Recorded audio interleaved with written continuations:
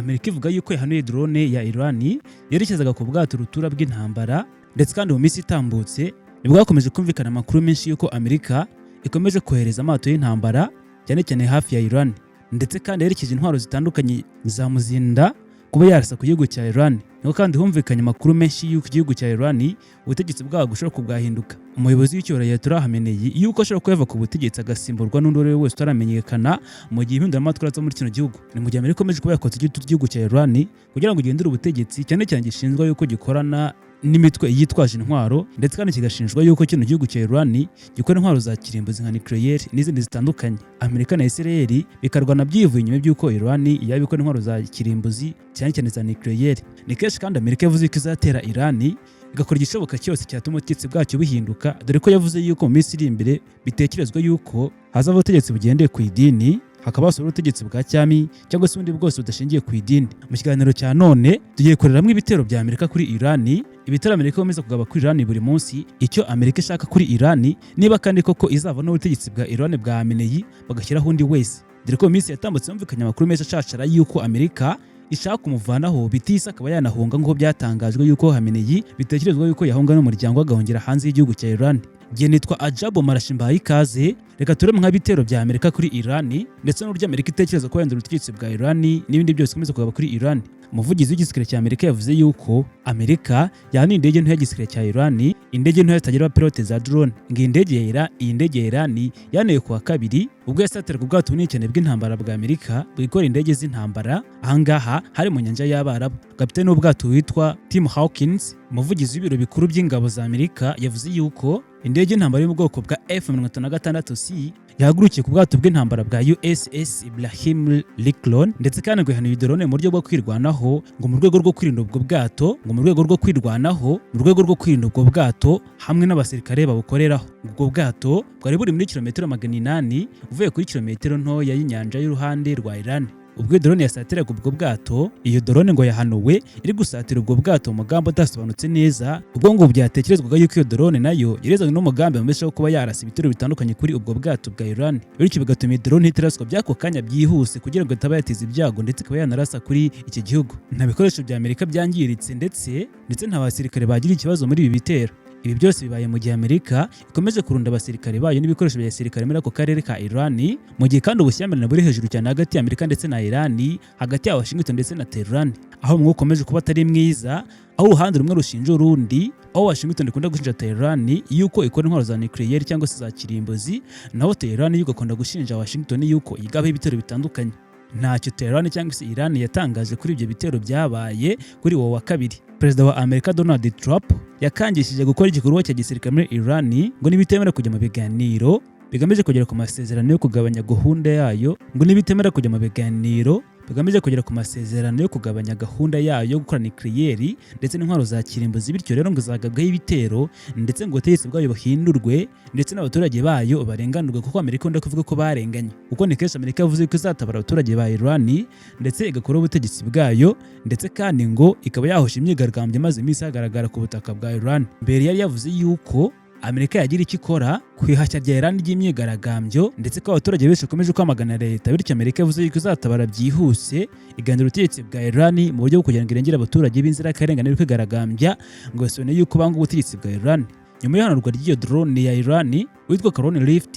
umuvugizi w'ibiro bya perezida wa Amerika, yabwiye televiziyo Flex News yuko ibiganiro hagati ya Amerika na Iran biteganijwe kuba muri iki cyumweru. Yavuze ko kandi Trump ahora buri gihe ashishikajwe no gushyira imbere ibiganiro ndetse na diplomasi imbere ya byose. Ariko kandi Lift yongera yuko Trump afite amahitamo anyuranye ari ku meza, kandi ayo mahitamo, ariko muri ayo mahitamo Trump ngo afite, ngo harimo no gukoresha imbaraga za gisirikare, bityo ngo mu gihe Amerika yabona igishaka bitari kujya ku murongo neza, ngo Trump yakoresha imbaraga za gisirikare nk'uko byabaye muri Venezuela n'ahandi hatandukanye, akaba yagaba ibitero bitandukanye bya gisirikare kuri Iran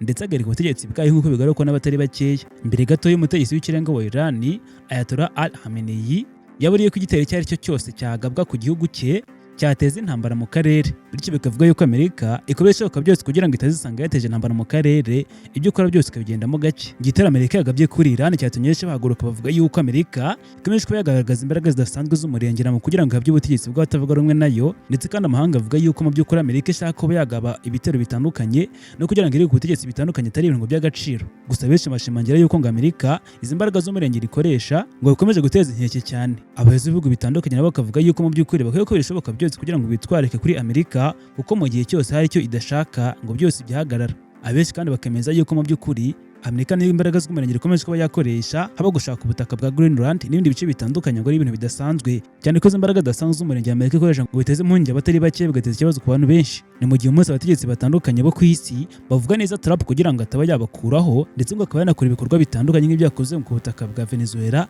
ubwavanaho Nicolas Maduro, dore ko muri kiriya gihe imbaraga zidasanzwe za gisirikare zerekanye ubuhanga budasanzwe binyuze mu bakomando be batojwe neza ba Delta Force, bikerekana yuko n'undi wari wese wabishidikanyaho cyangwa se wavuga neza uko n'undi wese wavuga ibihabanye n'ibyo Trump ashaka yuko ngo yakwisanga yakijwe mu ryoye. Ni kenshi Amerika yavuze ko izatera Iran ikava n'ubutegetsi buriho, ndetse kandi ikagira impinduka ikora ko abaturage benshi bakomeje kwigaragambya. Iyo myigaragambyo Amerika ishingira ivuga yuko izatabara abaturage bayo bakomeje kurengana, ndetse kandi byavuzwe yuko hakomeza kuba hazaza undi mutegetsi utandukanye wakora impinduka, ariko kandi hakaza ubutegetsi butagendeye ku idini butari muri Islam,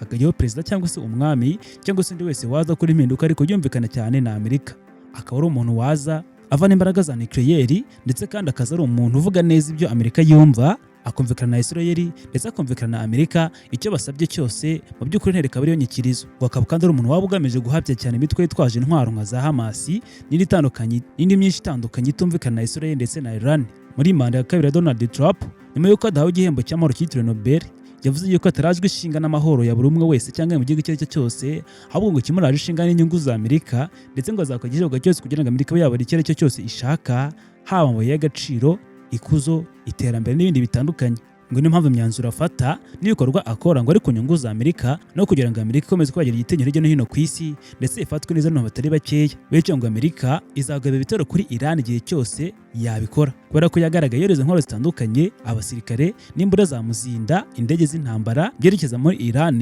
kugira ngo mu gihe cyose Iran yazisanga ikoze ikosa iryo ari ryo ryose izisanga yagabweho ibitero. Nubwo ariko kandi Amerika ikomeza kuba yagira impungenge z'uko mu gihe yagaba ibitero kuri Iran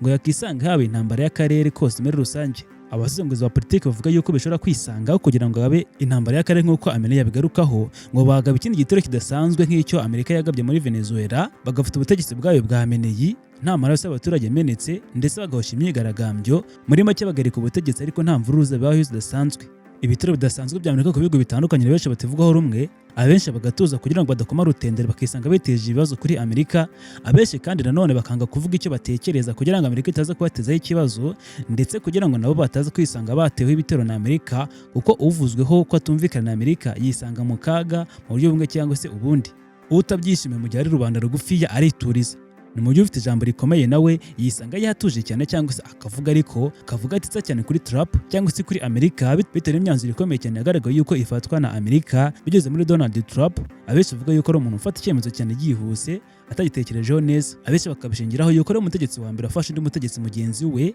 asanzwe ari perezida, akamufata bunyago nk'umuntu ufashe igisambo cyangwa se itungo bisanzwe ntamuha agaciro akwiriye, ndetse yarasanzwe ari perezida akamuvanaho muri ubu buryo butakwiye butumvikanyweho, ndetse by'akarusho akaba yaramuvanye mu buriri aho yari aryamye n'umugore we basinziriye akamubyutsa. Iyi mpamvu rero yatumye benshi bavuga yuko ngo icyo ari cyo cyose gishobora kuba Amerika itagishaka, cyane cyane na Donald Trump atacyumva kimwe nabo, ngo bakwisanga bisanze mu kaga, bityo ngo wumva yuko adashoboye guhangana na Amerika ngo yakwituriza ndetse akagenza buhoro, dore ko ibihugu bitandukanye bitavuga rumwe na Amerika bigirirwa inama yo kuba byavuga rumwe nayo, dore ko bagiye gushaka umubano hirya no hino nk'Abongereza, mu Burusiya, babwirwa na Amerika yuko bari gukoma rutenderi, ndetse yuko bari kwishira mu muriro batazi neza uko ungana, ngo ushobora kuba wanabatwika. Bityo ngo rero biyogirwa inama yuko bahagarukira bugufiya bakumvikana na Amerika, bagacuruza nayo ndetse bagaherana nayo, ngo nubwo izamura ibiciro ariko ngo ntabwo bukwiye kuba byatuma batajya ku ruhande rwayo, kubera ko Amerika ni umubyeyi mwiza nk'uko Trump abigarukaho. Reka mbashimire ko mwabanye nanjye muri uyu mwanya kuri iyi channel. Ibiganiro byacu birakomeza, geneye twa Jab Umarashi,